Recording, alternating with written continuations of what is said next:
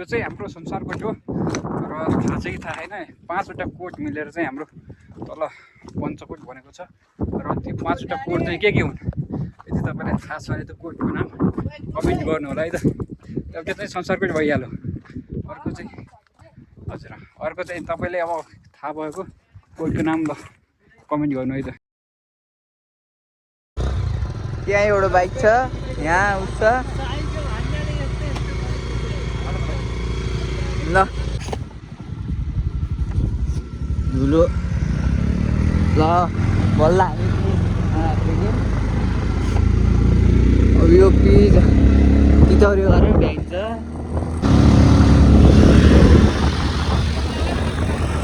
यहीँ होला भाइ ए कान्छा के छ खै दिदी खै बाबा खै बाटो एकदम बिजोक छ यहाँ स्कुटी बल्ल बल्ल हिँडालिन्छ मेरो स्कुटर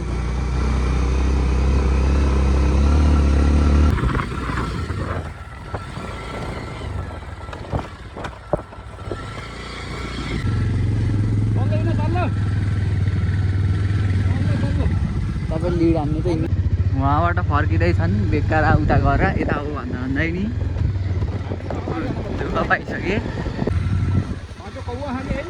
लास्टै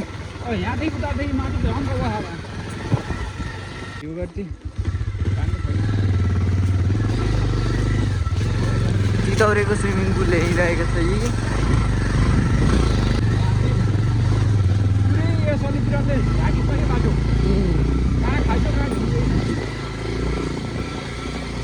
सलिपुराल अहिले त स्वर नै छोडेन त यहाँ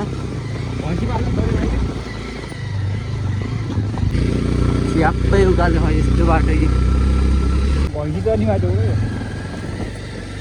बाइक हाम्रो बाइक राख्ने डेस्टिनेसन नै आइसकेको छ यी खस्काउ गोरु यहाँबाट त यहाँदेखि लैन्थ्यो कि हाम्रो घर जोत्ने दाइहाल्ने होइन पुरै यहाँ आएर गोरु लैन्थ्यो खस्काउ भन्ने ठाउँ यो आइरहेको छ मात्र घर छ त्यो घर त्यहाँ मान्छे बस्दैन होला अहिले त पहिला बस्थे अहिले त चितवनतिर कता कता गयो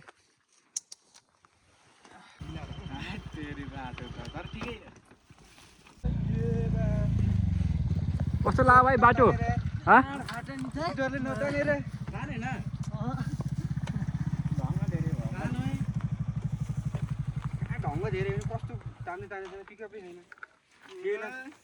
हाम्रो यो स्कुटरले त तानो भने यसको पिकअप झन् हामी हावा चलाएर ल यहाँदेखि चाहिँ सिँढी रहेछ अब सिँढी नै सिँढी बाटो चाहिँ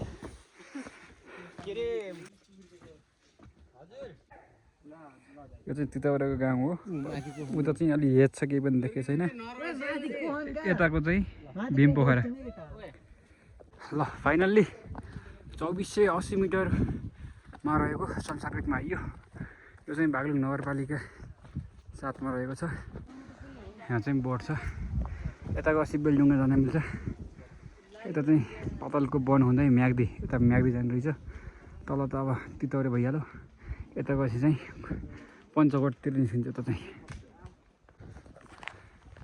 जियोस् यहाँ चाहिँ रेन वाटर कलेक्ट गर्ने अनि यहाँ चाहिँ काम गर्ने दाइहरू बस्नुहुन्छ होला खानासाना बेडको व्यवस्था हो अब त्यो कटेज के भन्छ गोट स्टे यो चाहिँ देवीको मन्दिर बन्दैछ यहाँ चाहिँ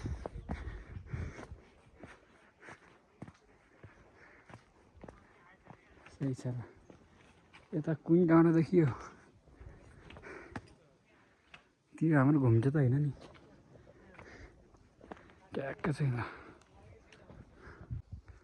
त्यसपछि यता देखिन्छ उत्तरतिर औलागिरी मलाई त अन्नपूर्ण देखियो यता चाहिँ माछापुच्छर देखियो नीलगिरी यता देखियो यहाँ ड्रोन हुने भने चाहिँ सही हुन्थ्यो छैन नभएको अब क्या नि यो कसरी यो वालको लागि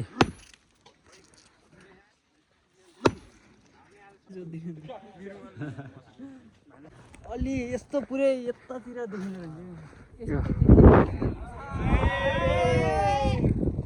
बुटा फाल्नु पर्छ कि उहाँ घर झन् देखिन्छ क्या यता चाहिँ यो अन्नपूर्ण साइड चाहिँ अलिक रुखले चाहिँ छेक्दो रहेछ त्यहाँ घर देखिन्छ क्या तलबाट झन् दामी देखिन्छ। तल जाँदैछौँ हामी।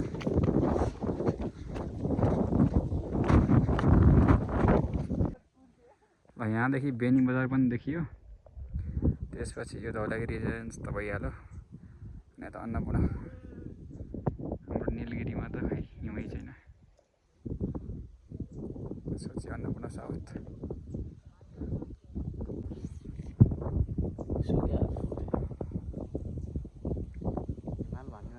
डाँडा जम्मा 1 महिनाको बसाइमा बस्छ।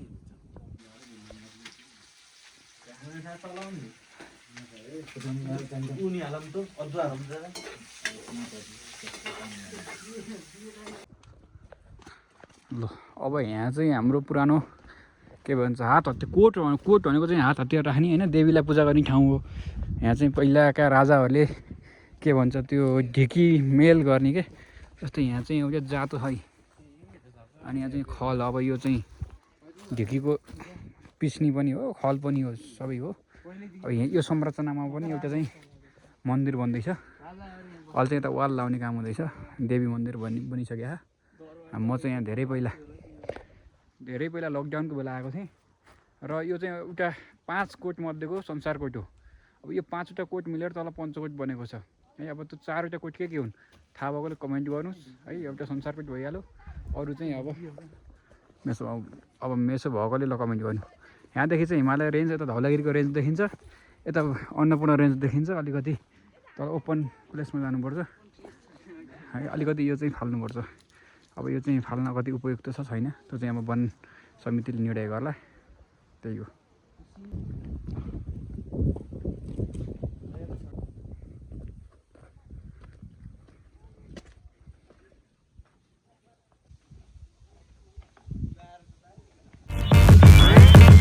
Damn.